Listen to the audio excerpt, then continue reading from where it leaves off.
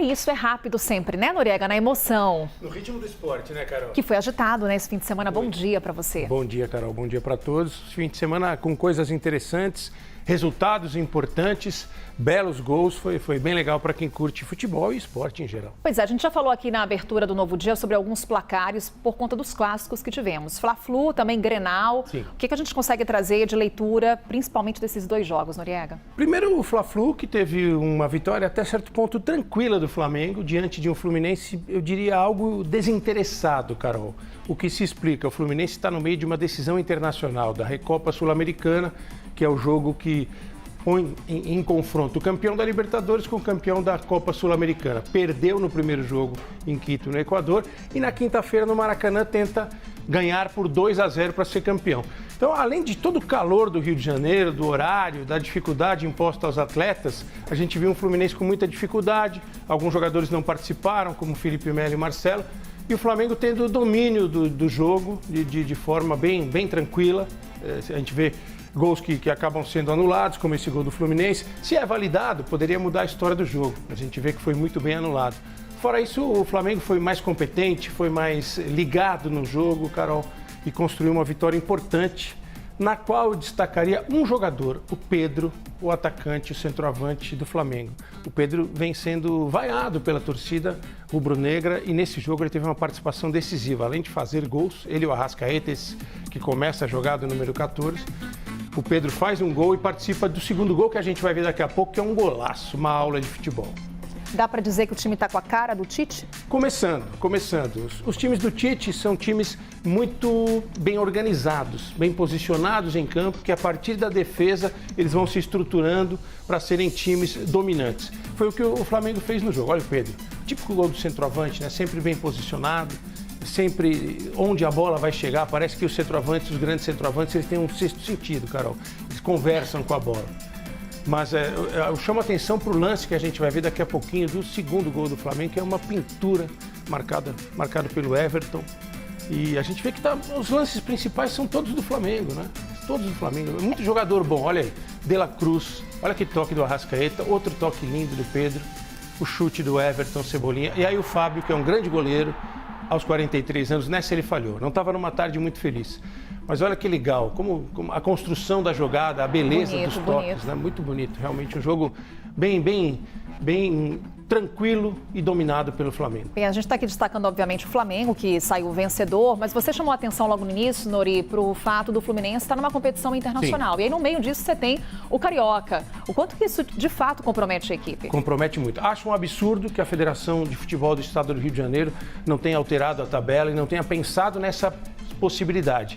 O calendário do futebol do Rio de Janeiro, ele foi divulgado 2 dias antes do calendário da Sul-Americana. Então, acho que falta um pouquinho de ajuda da Federação do Rio para um afiliado importante que é o Fluminense. Não custava nada mudar essa data e dar ao Fluminense a condição de se preparar melhor para uma final internacional. Afinal, um time do Rio de Janeiro que será, se for vencedor no jogo por mais de 2 gols de diferença, será campeão de um título internacional. Então falta, infelizmente, o futebol no Brasil, Carol, às vezes ele é administrado de uma forma em que os torneios são concorrentes. Eles deixam de contribuir entre eles. Eu acho muito chato o que foi feito com o Fluminense. Detalhe, aconteceu com o Flamengo também no ano passado. A mesma situação.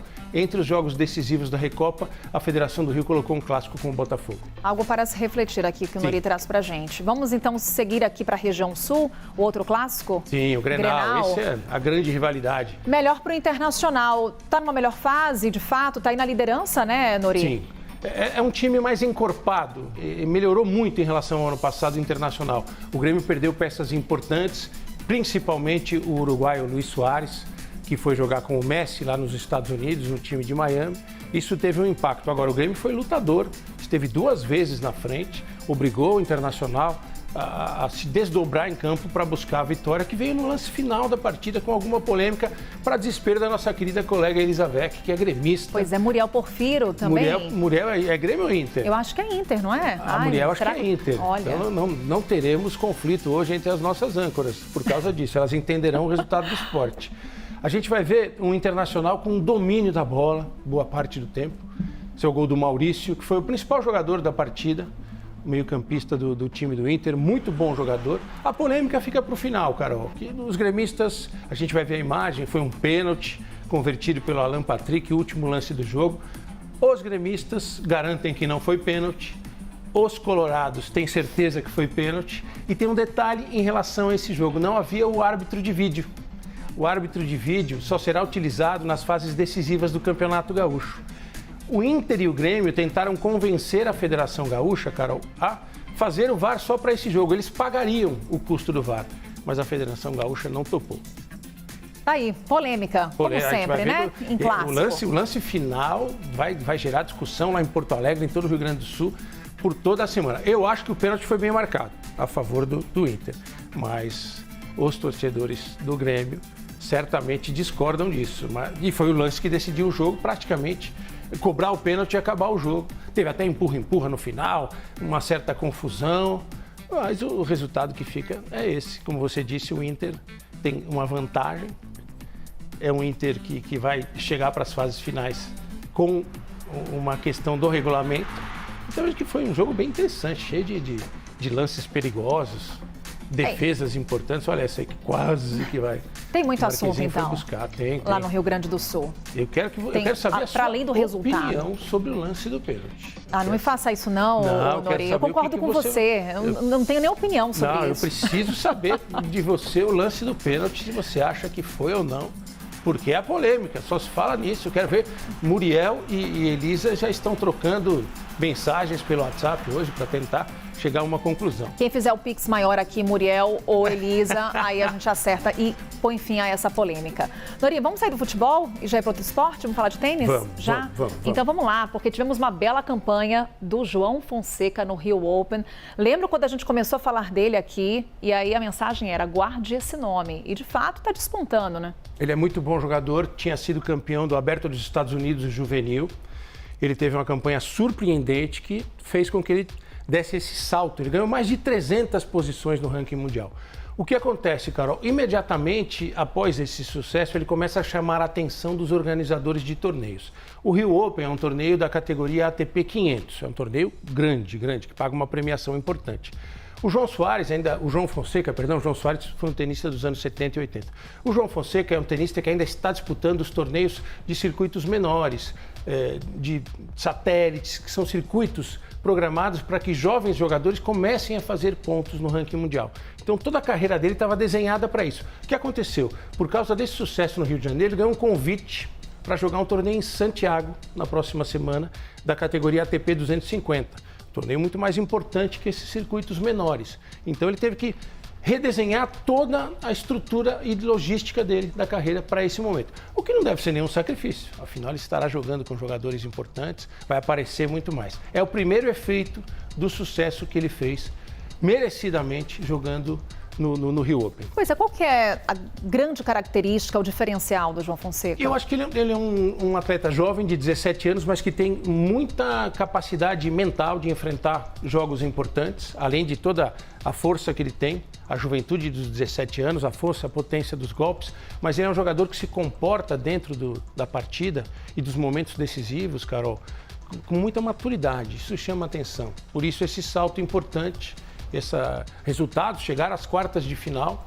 de um jogo importante, de um torneio de premiação grande, como foi o Rio Open, e agora ele tem a oportunidade de subir ainda mais no ranking. Vai jogar em Santiago, o mesmo piso, é o piso de saibro, terra batida, importante para os tenistas brasileiros que são formados nesse tipo de piso e tem mais facilidade para os jogos que são realizados nessas quadras. Agora é um torneio maior, como você fala, né, Nori? Maior do que ele está acostumado. Ele ainda está naquela fase de jogar torneios menores para ir somando pontos e poder ter acesso aos torneios maiores. No tênis funciona assim.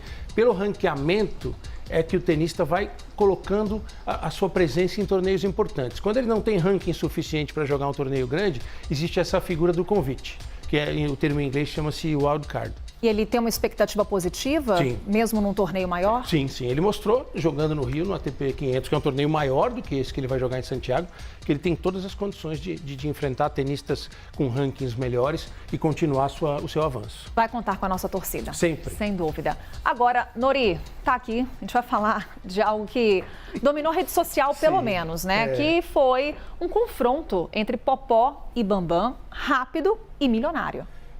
Eu costumo brincar, Carol, eu sei que você gosta de teatro também, um dos gêneros do teatro é a farsa. A farsa é aquela comédia muito rápida, geralmente em um ato e encenada de forma muito caricata. Eu vejo desta maneira o que aconteceu nessa, entre aspas, luta do Popó com o Bambam. Isso não é esporte, isso é entretenimento, é diversão, é um espetáculo formatado para isso. E a publicidade agradece. A publicidade agradece, tudo isso aí é teatro. Tudo isso aí é armado e tal. Você vê que depois da luta, após os 36 segundos, um ameaçava o outro antes, vou te pegar, vou fazer isso e aquilo. Depois eles fizeram um vídeo juntos e muita gente embarcou nessa onda, deu audiência na televisão, comprou ingressos, patrocinadores estavam lá. Nada contra isso, faz parte, é um espetáculo que concorre com o próprio teatro, com o cinema, com qualquer outro tipo de entretenimento, mas não é esporte profissional. E existem alguns perigos embutidos nesse tipo de promoção. É isso que eu já ia te perguntar, se dentro do esporte profissional a repercussão de um tipo de evento como esse é negativa. Qual é a reação que vem? Na maior parte é negativa. O próprio Anderson Silva, que já participou desse tipo de evento, o Anderson Silva do MMA, ele participou desse tipo de evento com o Jake Paul, que é um youtuber, um influenciador americano que ganha a vida fazendo lutas. Inclusive, ele ganhou a luta do Anderson Silva, mas ele criticou o Popó.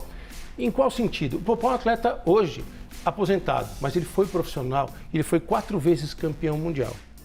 Ele tem um preparo, uma potência de golpe e um acesso a um tipo de informação esportiva que o Kleber, o desafiador, nunca teve na vida. Então ele pode inclusive machucar o Kleber.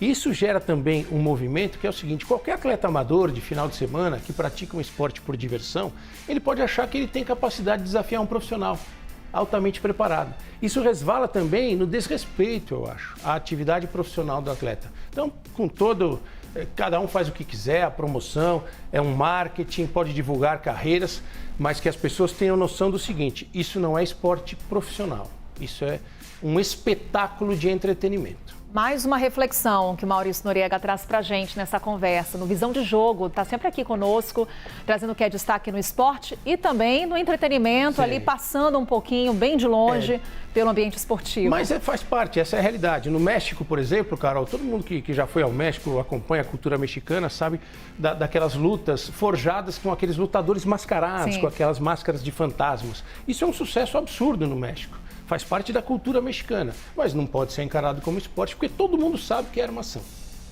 Obrigada, Nori, trazendo pra gente aí os registros, a análise aqui com a gente do Novo Dia. Obrigado, bom dia pra Carol. você. Bom Obrigada. dia pra todos.